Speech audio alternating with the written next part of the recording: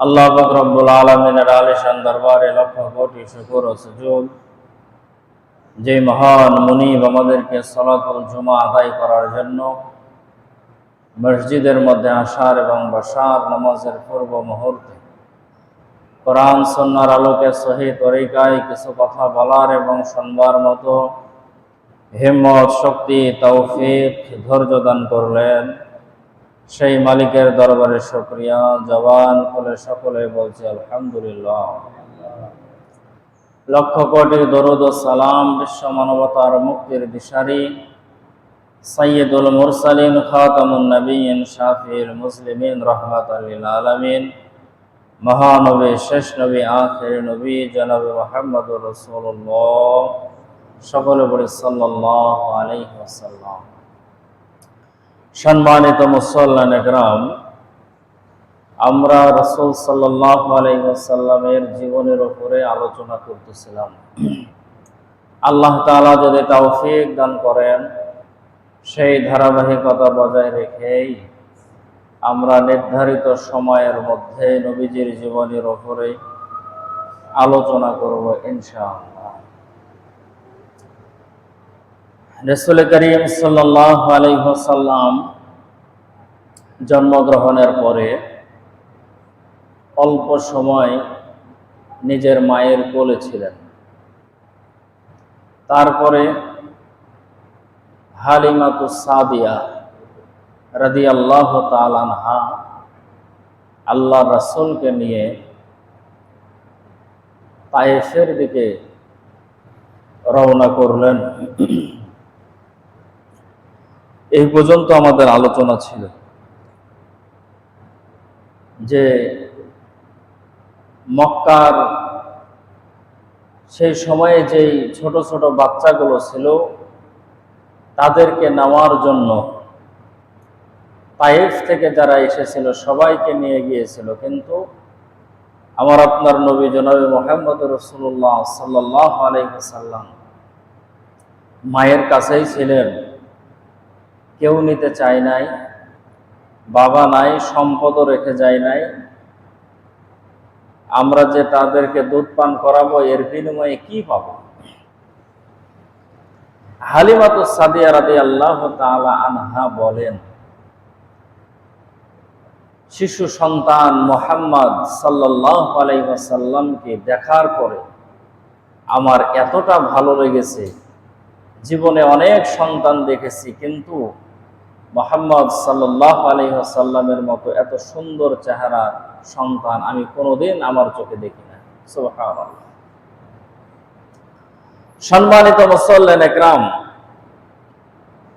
হালিমাতুস সাদিয়া রাদিয়াল্লাহু তাআলা আনহা আল্লাহর রাসূলের দিকে দুইটা হাত প্রশস্ত করলেন। আল্লাহর রাসূলও দুইটা হাত প্রশস্ত করলেন।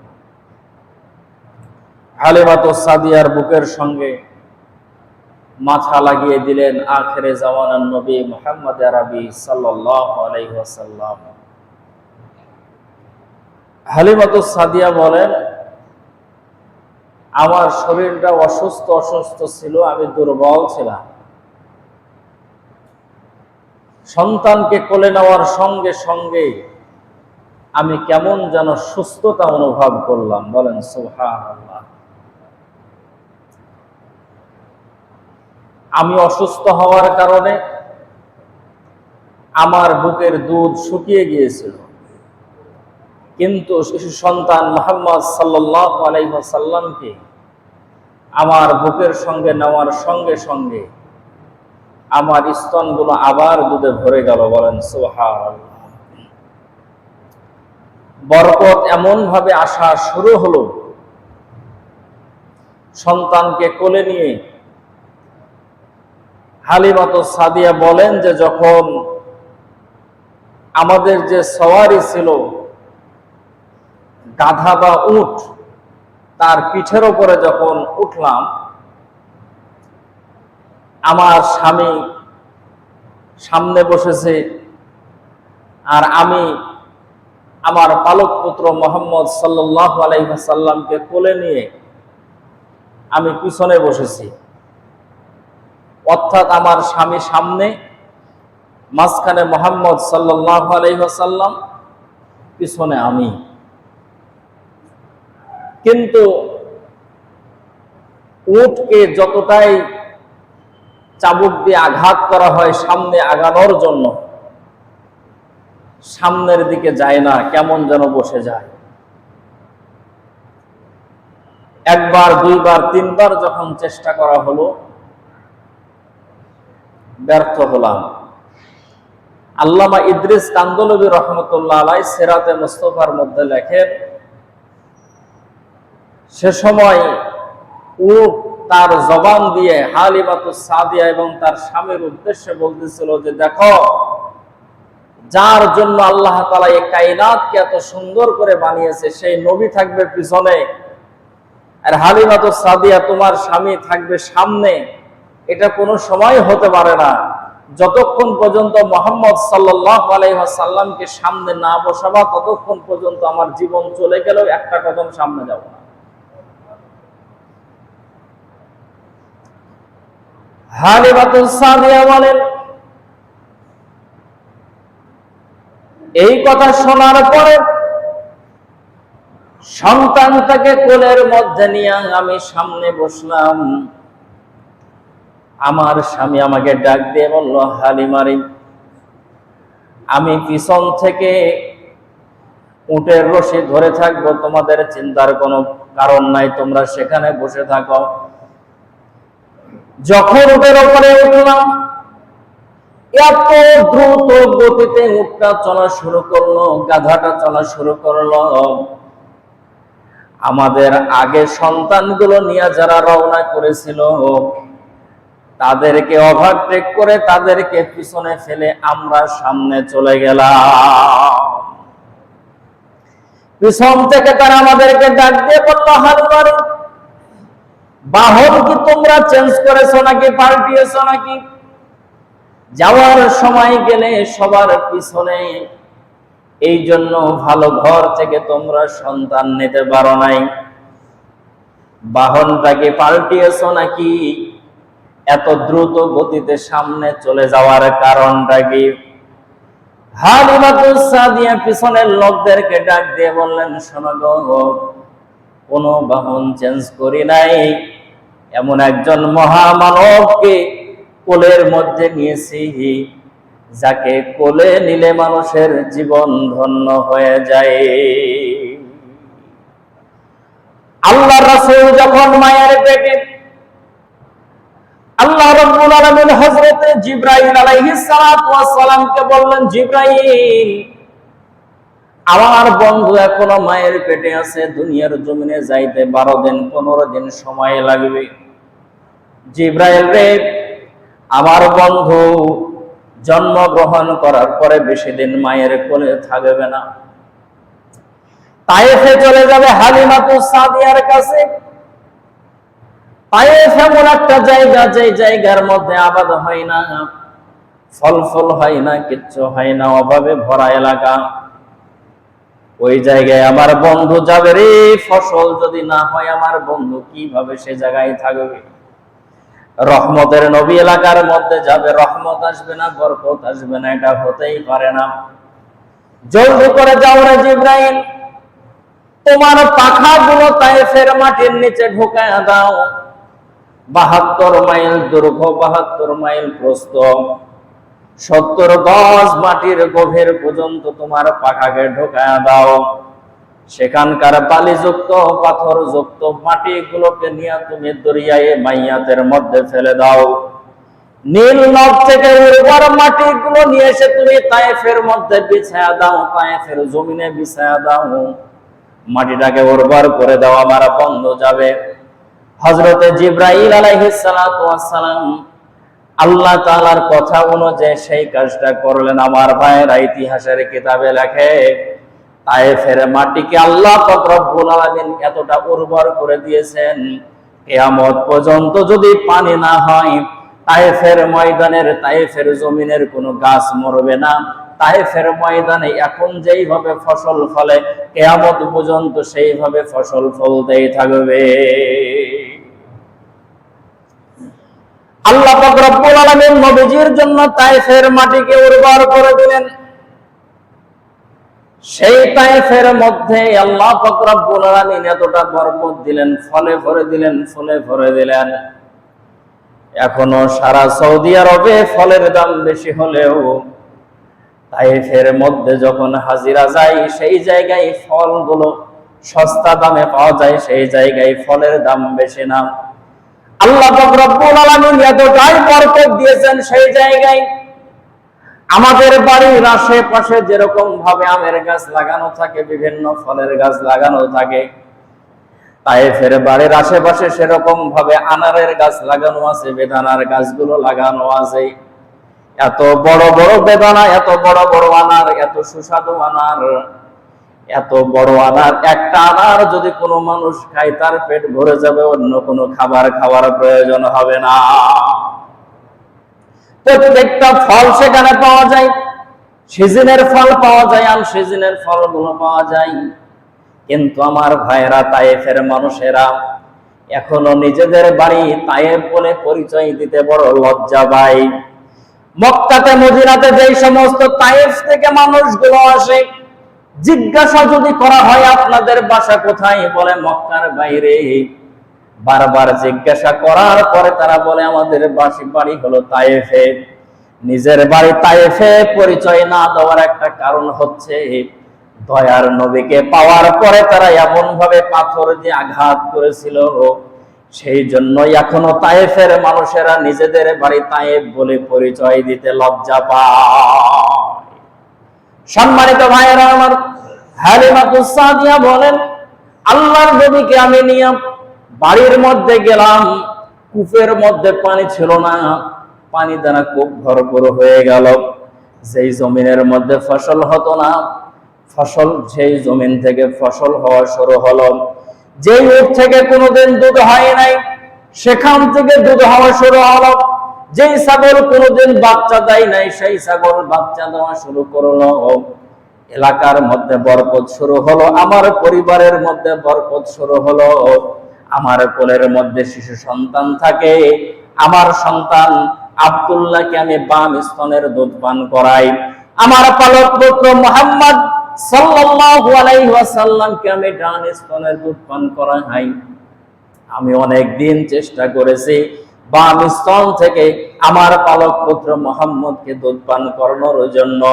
আমার ছোট্ট বাচ্চাটা কোলের মধ্যে থেকে যেন আমারে চোখের ইশারা দিয়া বোঝায়, মাগো যে স্তন থেকে তুমি আমারে দুধ পান করানোর চেষ্টা করতেছো সেটা আমার হক না, সেটা হলো আমার দুধ ভাই আব্দুল্লাহর হক। হালিমাতুস সাদিয়া বলেন, আমার কোলের মধ্যে, মায়ের কোলের মধ্যে বসে আমার শিশু সন্তান ভাইয়ের হক নষ্ট করে নাই। আল্লাহর রাসূল বলেছেন, আমি কোনোদিন মানুষের হক নষ্ট করি নাই, মায়ের কোলে বসে আমি ভাইয়ের হক নষ্ট করি নাই। অতএব তোমরা যারা আমার উম্মত হবা, তোমরাও কোনো সময় মানুষের হক নষ্ট করবা না। সম্মানিত ভাইরা আমার, আল্লাহর নবী সাল্লাল্লাহু আলাইহি ওয়াসাল্লাম হালিমাতুস সাদিয়ার কোলে বড় হতে লাগলো।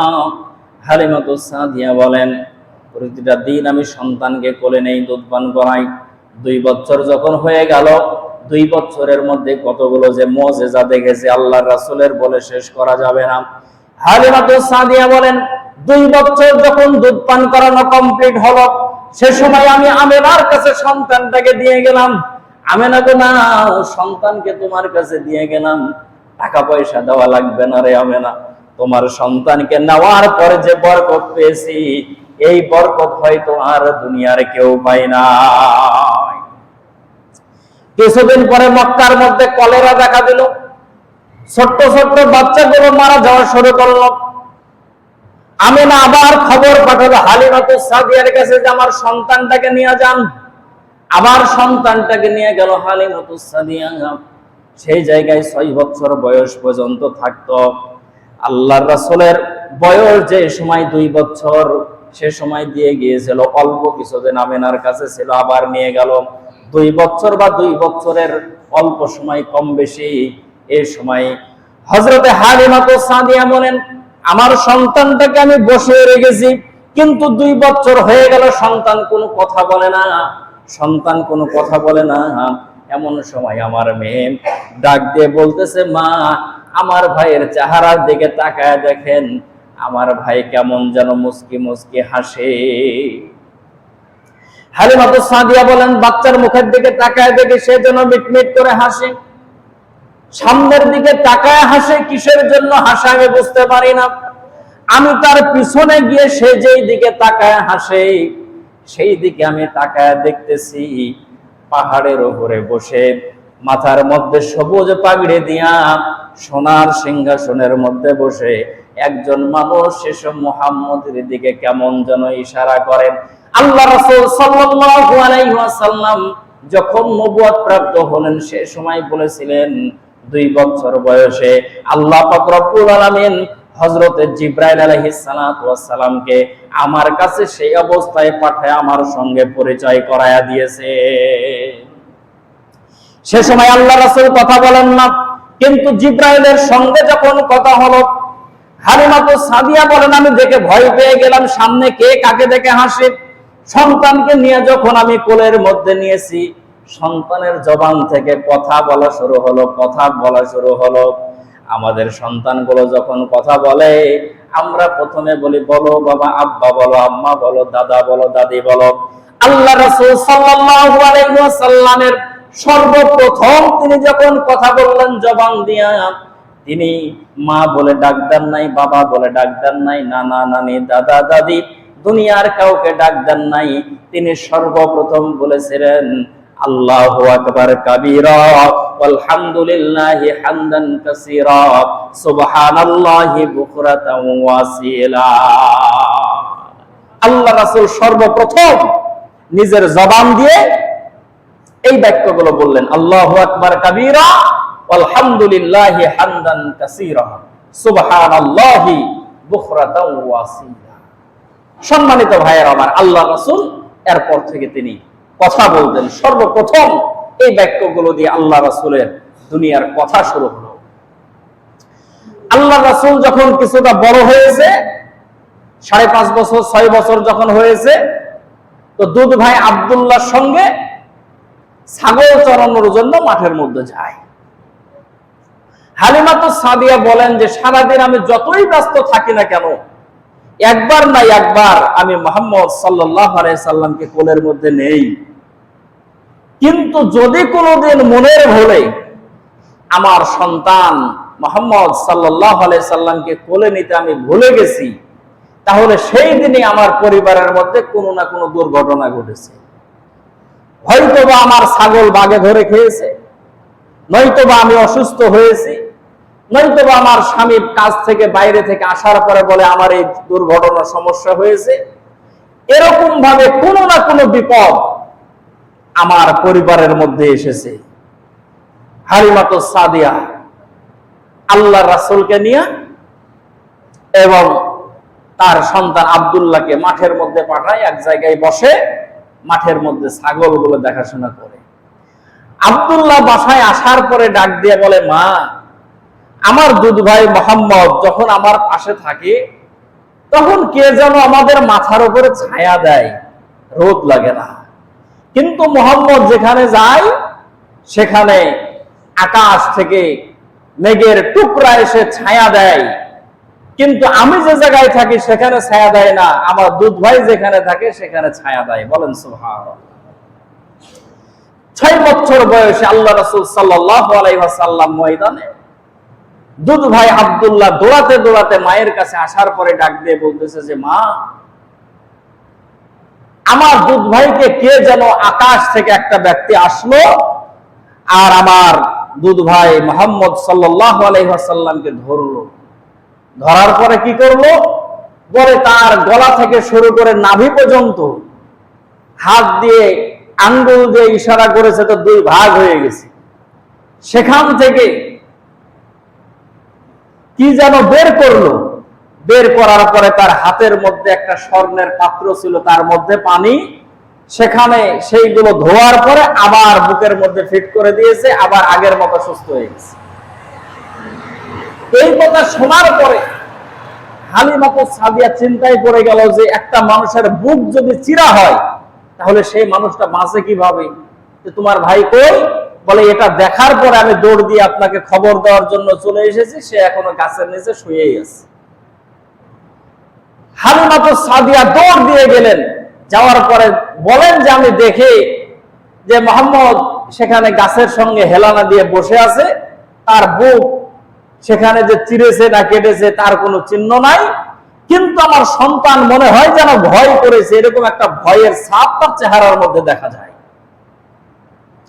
আল্লাহ পাক রব্বুল আলামিন নবীজিকে ডাক দিয়ে বলেন, নবীজি আপনার সেনাকে আমি চাক করে দিলাম, সেনাকে আমি পবিত্র করে দিলাম। বাচ্চারা যখন ছোট থাকে তখন বাচ্চাদের ভিতরে দুষ্টমি করার একটা বদ গুণ থাকে। ওগো নবীজি, আপনার ভিতরে ছোট কালের যদি কোনো দোষ ত্রুটি থাকে, আপনি বড় হওয়ার পরে যদি এই সমস্ত বিষয়গুলো থেকে মানুষকে নিষেধ করেন, তাহলে তারা বলবে ছোটবেলা তুমি এই সমস্ত কাজগুলো করেছো, আবার তুমি এখন নিষেধ করতেছো, কারণটা কি? এই জন্য ছোটবেলা তো আপনার দ্বারা যেন কোনো খারাপ কাজ যেন না হয়, সমাজের মধ্যে যে সাধারণ বাচ্চারা যে সমস্ত কাজগুলো করে আপনি যেন এই সমস্ত কাজগুলো থেকে দূরে থাকেন, এই জন্য আমি আল্লাহ পাক রব্বুল আলামিন আপনার সিনাটাকে পবিত্র করে দিলাম। তাফসীরের কিতাবের মধ্যে এসেছে আল্লাহ পাক রব্বুল আলামিন নবীজি সাল্লাল্লাহু আলাইহি ওয়াসাল্লামের সিনাকে 3 বার চাক করেছেন। একবার হলো ছোটবেলায় যখন হালিমাতু সাদিয়ার বাসাতে আল্লাহর রাসূল ছিলেন, সে সময় আল্লাহ রাসূলের সিনাটাকে আল্লাহ পাক রব্বুল আলামিন চাক করেছেন জমজমের পানি দিয়া আর হাউজে কাউসারের পানি দিয়া। আল্লাহ পাক রব্বুল আলামিন রাসূলের রূহটাকে চাক করে দিয়েছেন। এরকম ভাবে নবীজি সাল্লাল্লাহু আলাইহি ওয়াসাল্লাম যখন যুবক যখন হয়েছেন সে সময় আরেকবার চাক করা হয়েছে। এরকম ভাবে 3 বার 4 বার চাকের কথা এসেছে। আবার যখন নবীজি যখন নবুয়ত প্রাপ্ত হবেন সে সময় আবার নবীজের রূহটাকে বুকটাকে সিনাটাকে চাক করা হয়েছে। আরেকবারের কথা বর্ণনা এসেছে আল্লাহর রাসূল যে সময় মেরাজে গিয়েছিলেন সে সময় একবার আল্লাহর রাসূলের সিনাটাকে চাক করা হয়েছে। নবীজি জান্নাত দেখবেন, জাহান্নাম দেখবেন, আপনার কলিজার মধ্যে ভয় লাগতে পারে, আপনার কলিজারটাকে আমি আল্লাহ পাক রব্বুল আলামিন প্রশস্ত করে দিলাম। জান্নাত জাহান্নাম দেখবেন, আপনার মধ্যে যাতে করে কোনো পেরেশানি না আসে, যৌবনকালের গুনাহ যাতে করে আপনাকে গ্রাস করতে না পারে। কোরআন নাজিল হবে, আপনার সিনাটাকে আমি পুত পবিত্র করে দিলাম। মেরাজে যাবেন, আপনার সিনাটাকে আমি পুত পবিত্র করে দিলাম। এরকম ভাবে 3 থেকে 4 বার আল্লাহ পাক রব্বুল আলামিন নবীজির সিনাটাকে পবিত্র করে দিয়েছেন। সম্মানিত ভাইরা আমার, একটা কথা স্পষ্ট ভাবে প্রত্যেকটা সিরাত যারা লিখেছেন, সিরাতে মুস্তাফা, সিরাতে খাতাবুল আম্বিয়া, এরকম ভাবে সিরাতের যতগুলো গ্রন্থ আছে সবাই লিখে দিয়েছেন আল্লাহর রাসূল নবুয়ত প্রাপ্তির পরে, কোরআন নাজিল হওয়ার পরে যে সমস্ত কাজগুলো করা হারাম হয়েছে, নাজায়েজ হয়েছে, আল্লাহর রাসূল নবুয়ত প্রাপ্তির আগেও সেই সমস্ত কাজগুলো করেন নাই। যে কাজগুলো পরে হারাম হয়েছে আল্লাহর রাসূল নবুয়ত প্রাপ্তির আগেও সেই কাজগুলো করেন নাই। আল্লাহ তাআলা করেন নাই কেন? কারণ নবুয়ত প্রাপ্তির আগে যদি সেই কাজগুলো করার পরে, নবুয়ত প্রাপ্তির পরে যদি আবার সেই কাজের জন্য নিষেধ করে, তাহলে মানুষগুলো ডাক দিয়ে বলবে যে মুহাম্মদ কিছুদিন আগে তুমি তো এই কাজ করেছো, এখন নিষেধ করো কেন? মদ 4 বারে নিষেধ হয়েছে, মদ পান করা এক সময় জায়েজ ছিল, হালাল ছিল। আল্লাহ কোরআনে 4 বারে মদ হারাম করেছেন। আল্লাহ রাসূল সাল্লাল্লাহু আলাইহি ওয়াসাল্লাম নবুয়ত প্রাপ্তির আগেও কোনো সময় মদ পান করেন নাই, নবুয়ত প্রাপ্তির পরে মদ হারাম হওয়ার আগেও আল্লাহ রাসূল সাল্লাল্লাহু আলাইহি ওয়াসাল্লাম কোনো সময় মদ পান করেন নাই। হারাম হওয়ার পরে তো প্রশ্নই আসে না। এই জন্য যে সমস্ত গুনার কাজগুলো, অপরাধগুলো আগে করা, নবুয়তের পরে আল্লাহ তাআলা কোরআনে আয়াত নাযিল করে যে সমস্ত কাজগুলোকে হারাম করেছেন, এই সমস্ত কাজগুলো আল্লাহ রাসূল সাল্লাল্লাহু আলাইহি সাল্লাম আগেও করেন নাই। এই জন্য সিনাটাকে আল্লাহ তাআলা পবিত্র করে দিয়েছেন, পাক করে দিয়েছেন, যাতে করে শিশুকালের যে সমস্ত বদগুণগুলো থাকে, যৌবনকালের যে সমস্ত খারাপ অভ্যাসগুলো থাকে, এই সমস্ত কোন খারাপ আল্লাহ রাসূল সাল্লাল্লাহু আলাইহি ওয়াসাল্লামের ভিতরে যাতে করে প্রবেশ করতে না পারে। বলেন সুবহানাল্লাহ। নবীজি সাল্লাল্লাহু আলাইহি ওয়াসাল্লাম 6 বছর সেখানে থাকার পরে তিনি আবারও চলে আসলেন আমেনার কাছে। সেখানে আসার পরে মক্কার বাচ্চারা, সেই জায়গার বাচ্চারা আল্লাহ রাসূল সাল্লাল্লাহু আলাইহি সাল্লামের যে বাড়ি তার পাশেই যে আছে সাফা পাহাড়, সেই জায়গার পাদদেশে ছোট ছোট বাচ্চারা খেলাধুলা করে। ছোট্ট ছোট্ট বাচ্চার সঙ্গে আল্লাহর নবী বিশ্ব নবী মুহাম্মদ আরবি সাল্লাল্লাহু আলাইহি ওয়াসাল্লাম খেলাধুলা করার জন্য চলে যায়। কিন্তু আমার ভাইয়েরা, মক্কার অন্যান্য বাচ্চাগুলো ময়দানের মধ্যে, মাঠের মধ্যে খেলাধুলা করে, আল্লাহর নবী শুধু এক কিনারায় বসে বসে বাচ্চাদের খেলা দেখে, কিন্তু মাঠের মধ্যে কোনো সময় খেলা করে না। সারাদিন চলে যায় খেলাধুলার মধ্যে। যখন দিন শেষে, যখন রাত্র চলে আসে, সন্ধ্যা যখন চলে আসে, প্রত্যেকের মা যায়, প্রত্যেকের বাবা যায়, সন্তানগুলোর নাম ধরে ধরে ডাকে, নিজের বাড়িতে নিয়ে চলে যায়। একদিন আল্লাহর রাসূল আসে না। হযরতে আমিনা বলেন, চিন্তার মধ্যে পড়ে গেলাম, আমার সন্তান কোথায় গেল। এক পা দুই পা করতে করতে যখন পাহাড়ের পাশে গিয়ে দাঁড়ালাম, দাঁড়ানোর পরে দেখি আমার ছোট্ট বাচ্চা পাহাড়ের দিকে তাকায় তাকায় চোখের পানি ছেড়ে ছেড়ে কান্দে। পিছন থেকে ডাক দিলাম, বাবা মোহাম্মদ রে, কিসের জন্য এই জায়গায় দাঁড়ায় আছিস রে বাবা? সন্ধ্যা হয়ে গেল, বাসায় গিয়ে যাবা। এই কথা শোনার সঙ্গে সঙ্গে আমার ছোট্ট বাচ্চা আমার দিকে দৌড়ায় আসলো, বুকের সঙ্গে মাথাটা লাগায় ডাক দিয়ে বলে, মা, কতদিন আসি মাঠের মধ্যে বাচ্চাদের খেলা দেখার জন্য। দিন শেষে যখন সন্ধ্যা চলে আসে, মক্কার সেই সমস্ত বাবারা আসার পরে সন্তানদের নাম ধরে ধরে ডাকে, সন্তানদেরকে কোলের মধ্যে নিয়ে হাতে মুখের ধুলাগুলো মুছে দেয়, বাড়ির দিকে নিয়ে চলে যাই। মা গো, আমার বাবা কোথায়? এতদিন যে আমি এই জায়গায় আসি, আমার বাবা তো কোনোদিন আমাকে ডাকার জন্য আসলো না।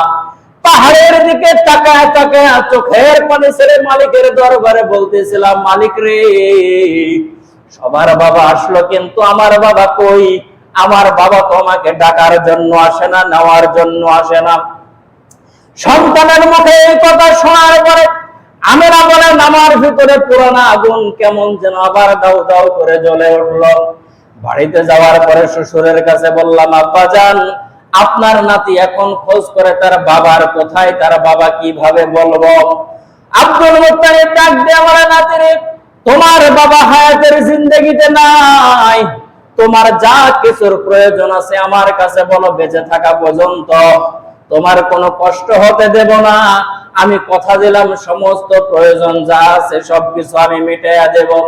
আমার নবী ডাক দিয়ে বলে, দেখো, আমার তো মনে চাই বাবার কোলে ওঠার জন্য। সন্তানেরা কোলে উঠে, বাবা কোলে উঠে, বাবা বাবা বলে ডাক দেয়, কিন্তু আমার বাবাকে তো আমি পাই না। আব্দুল মুত্তালিব বুঝলো এইভাবে কথা দিয়া মুহাম্মদকে সান্ত্বনা দিলেও মুহাম্মদ শান্ত হবে না।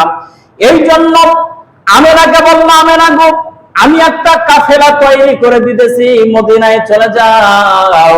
মদিনায় যাওয়ার পরে আমার সন্তান আব্দুল্লাহর কবরটা একটু জিয়ারত করে আসো, কবরটা একটু দেখায় আসো। বাবার কবর দেখলে হয়তো সন্তানের কলিজা একটু ঠান্ডা হতে পারে। তিনজনের কাফেলা করে মদিনার দিকে রওনা হলাম।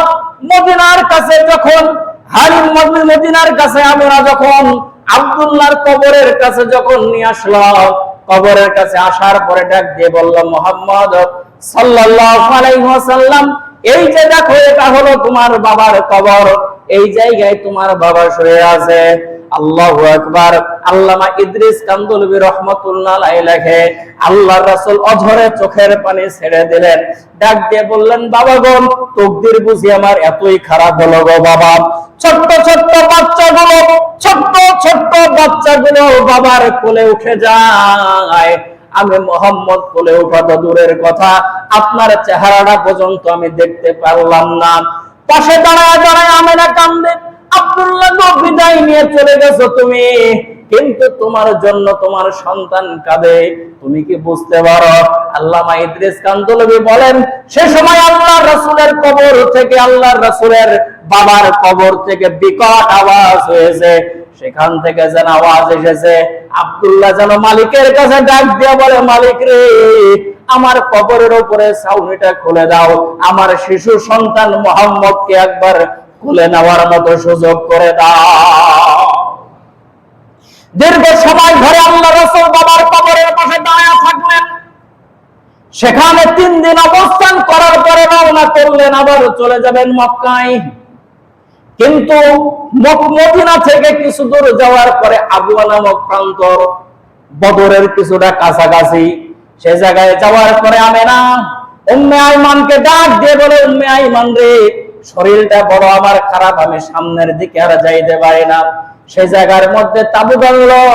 2 দিন পরে আমেনা দুনিয়ার জমিন থেকে বিদায় নিয়ে চলে যায়। যাওয়ার আগে উম্মে আইমানকে ডাক দিয়ে বলে, উম্মে আইমান রে, বাবার কবর দেখানোর জন্য আমার সন্তানকে নিয়ে এসেছিলাম, এখন দেখি সন্তান মায়ের কবর দেখে দাদার কাছে ফিরে যাবে। উম্মে আইমান রে, কথা দে যতদিন বেঁচে থাকবি আমার সন্তান মুহাম্মদকে দেখে রাখবি, মায়ের মতো আদর করবি। সম্মানিত ভাইয়েরা আমার, মা যখন দুনিয়ার জমিন থেকে বিদায় নিয়ে চলে গেল, ছোট্ট বাচ্চা মায়ের বুকের সঙ্গে মাথাটা লাগায় বারবার ডাক দিয়ে বলে, মা, তোমার শরীরটা মনে হয় ক্লান্ত গো মা, আর কোনোদিন বলবো না বাবার কবরের কাছে আসার জন্য। মা গো মা, চলো একসঙ্গে চলে যাব, দাদার বাসায় ফিরে যাব। সম্মানিত ভাইয়েরা আমার, আশেপাশের লোকজনের কাছে যখন খবর দেওয়া হলো, সবাই মিলে এসে আমেনার সেখানে কবরটা সম্পন্ন করলো। আল্লাহর রাসূল কবরের উপরে হাত দিয়ে দিয়ে চোখের পানি ছেড়ে ছেড়ে কান্দে। আল্লাহ পাক রব্বুল আলামিন জানায় দেয়, বন্ধুগো, বাবার কবরের কাছে দীর্ঘ সময় কেঁদেছেন, মায়ের কবরের পাশে দাঁড়িয়ে দীর্ঘ সময় ধরে আপনি কাঁদলেন, চোখের পানিটা আমি রেখে দিলাম গো বন্ধু। শুধু আপনাকে কথা দিলাম, দুনিয়ার মধ্যে আপনার যারা উম্মত হবে, মা হারিয়ে ফেলবে, বাবা হারিয়ে ফেলবে, কোন সন্তান যদি কিছুই বলতে না পারে, শুধু মায়ের কবরের কাছে একটু দাঁড়ায় যাবে, বাবার কবরের কাছে দাঁড়ায় যাবে, শুধু আপনার মতো চোখের পানি ছেড়ে দিয়ে কাঁদবে, আমি আল্লাহ পাক রব্বুল আলামিন মা বাবার কবরটাকে জান্নাতের টুকরা বানায়া দেব।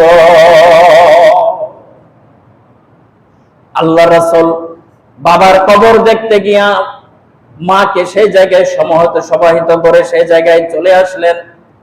আব্দুল মুত্তালিব বলেন, কি রে, এতদিন হয়ে যায় কিন্তু আমার নাতি কেন আসে না? আমার নাতি কোথায় গেল? নাতি কেন আসে না? এত দেরি হয়ে গেল। বাড়ির ছাদের উপরে তাকায় দেখে মদিনার দিক থেকে সেই কাফেলাটা আসে, কিন্তু আমেনার চেহারাটা আর দেখা যায় না। বৃদ্ধ মানুষ সেই জায়গা থেকে চিৎকার দিয়েছেন, কই রে আবুল আহাব, কই রে আব্বাস, কই রে আমির হামজা, কই রে আবু তালিব, তোরা কোথায় গেলি? আমার পরিবারের মধ্যে বুঝি আবার শোকের ছায়া লেগেছে। 3 জনের কাফেলা করে পাঠাইলাম, এখন তো দেখি উটের উপরে 2 জন মানুষ দেখা যায়, আমার বৌমা আমেনারে দেখা যায় না। বাড়ির মধ্যে রাসূল আসার পরে দাদার বুকের সঙ্গে মাথাটা লাগায় কান্দে, দাদা গো, আর কোনোদিন মায়ের কথা বলবো না, আর কোনোদিন বাবার কথা বলবো না।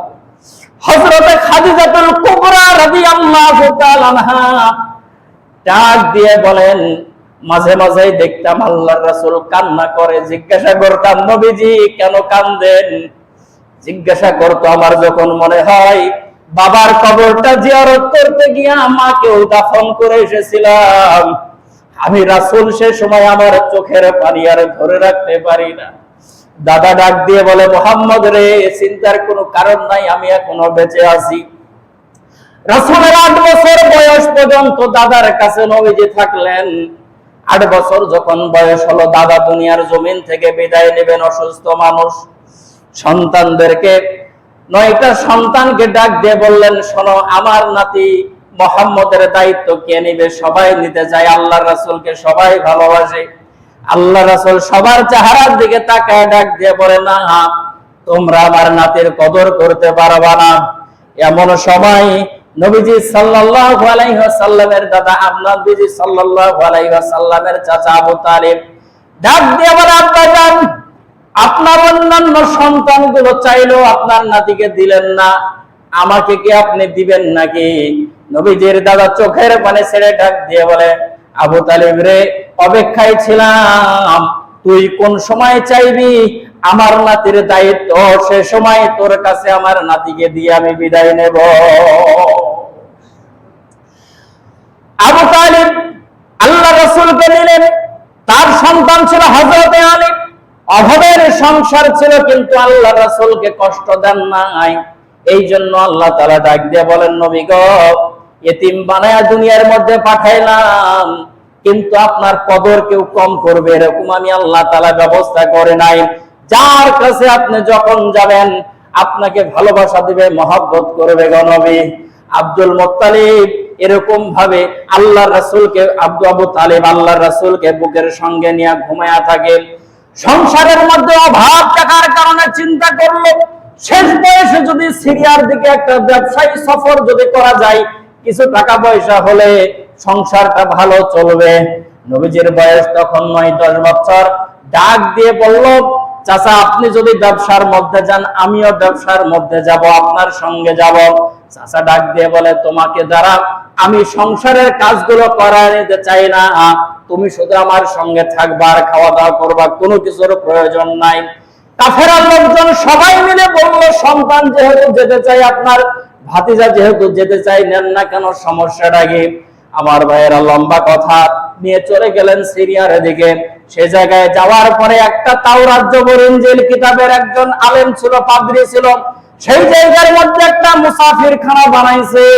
মক্কা থেকে যদি কোনো কাফেলা যদি এলাকার মধ্যে প্রবেশ করে, সে জায়গায় খাওয়া দাওয়া করানোর পরে তাওরাত জবর ইনজিল কিতাব, সহিফা আদম, সহিফা, এই সমস্ত সহিফা গুলো বের করে, কিতাবগুলো বের করে সন্তানদের চেহারার সঙ্গে মিলাই, সেটা আখেরে জামানার নবী কিনা।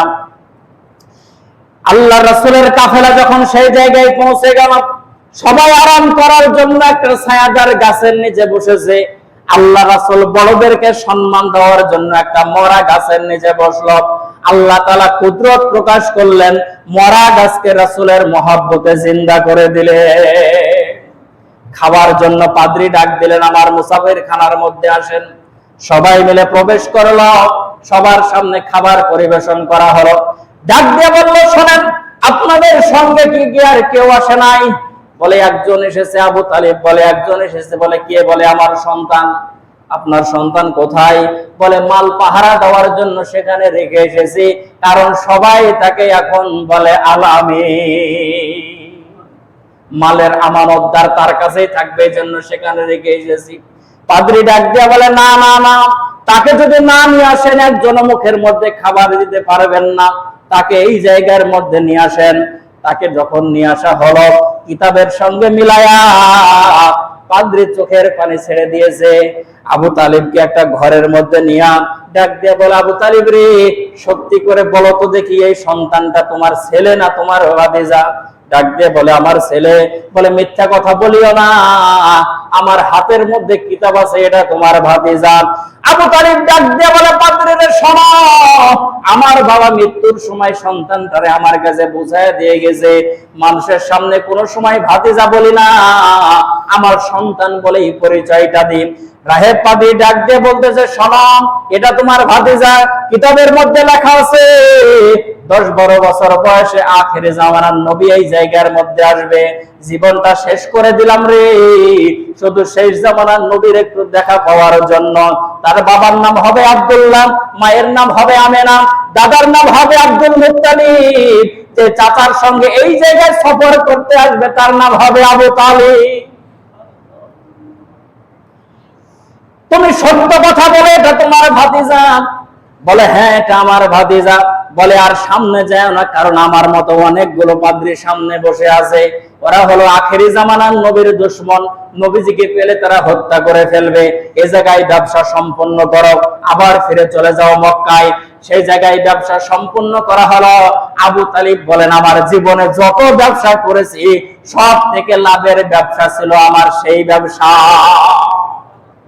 সব থেকে বেশি লাভ হলো।